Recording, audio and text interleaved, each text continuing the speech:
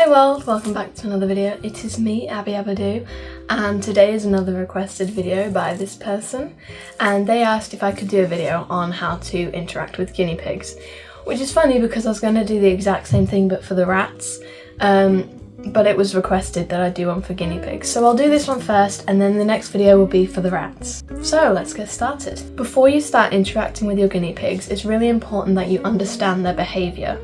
Guinea pigs are prey animals, which means they are going to be very skittish and shy and nervous around you, which is something that a lot of new first-time guinea pigs owners don't expect because they're always advertised as being really cuddly, and this is why parents usually buy them for young children but don't expect for them to be so nervous. They rely on body language to communicate. So here are some things that you might see when you own guinea pigs.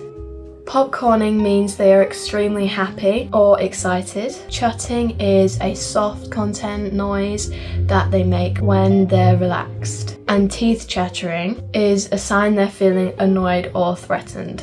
And I have done a video on guinea pig body language before. Take time to observe their behaviour. Every guinea pig has its own way of communicating and their own personality. So being able to understand them is just a step forward to bonding better with your guinea pig. I know I make an example out of Fudge versus Maggie and Flo all the time, but I think it's really important because they've got completely different personalities. And if you're watching my channel for the first time, Fudge is quite popular on here because she's very confident, outgoing, she's very brave, but Maggie and Flo are very reserved and quiet.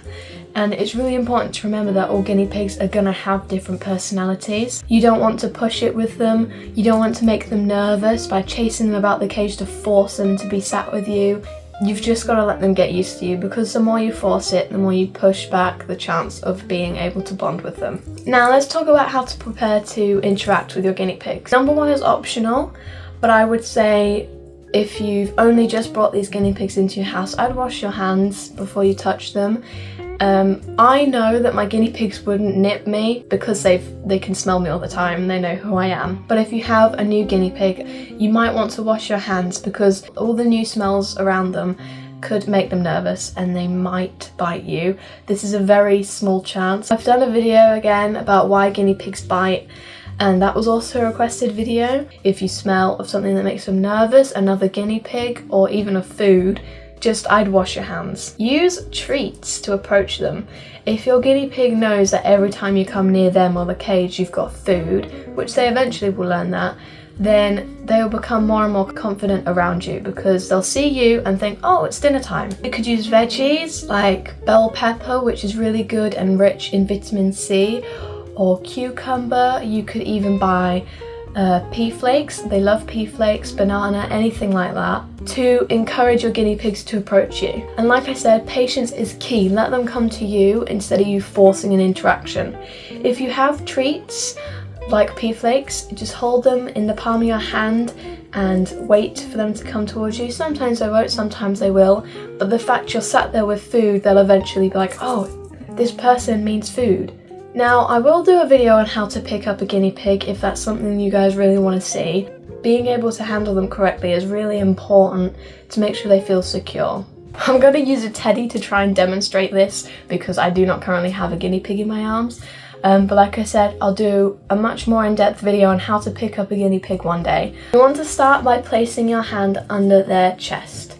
So when you pick them up, you might want to do this, but I wouldn't go in from above. When you pick up a guinea pig, if you're going in from above and just grabbing them, then it can make them think that you're a predator and they will not want anything to do with you. So instead you want to scoop them up gently from underneath and hold them close to your body, and you want to wrap your arm around and kind of support their bum, because if their back is supported and their chest is supported, they should feel safe. I know this looks really weird, me just cradling an elephant teddy, but this is how you would do it. You just want to hold them really closely to your chest. This stops them from wiggling and also makes them feel safer if you do appear to be like a predator to them. and you want to move really slowly. I wouldn't go in, grab them and clutch them to your chest and then immediately get up and start walking to wherever you're going to sit with them. I'd really gently, slowly move, stand up really slowly, or walk to wherever you're going to sit them really slowly.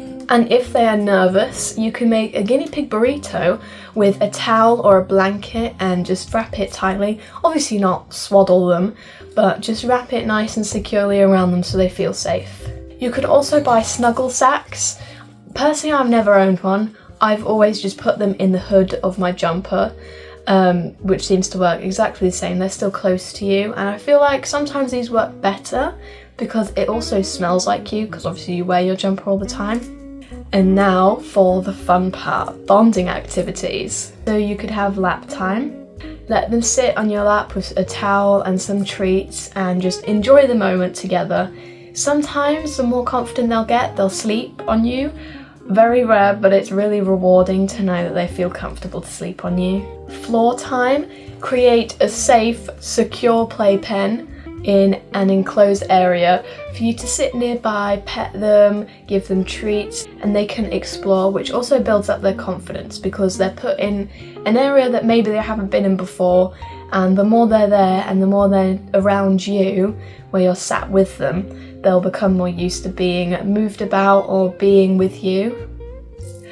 I made the mistake of not having a secure CNC, and any of you that are on that live stream while I did that, while they were in there, will know that Maggie and Flo very kindly escaped under my bed, and I just had to sit there helplessly, just waiting for them to come out, because if you chase around a guinea pig too much, then they'll just get really stressed. And gentle petting, always stroke them in the direction of their fur, but never brush them against their fur.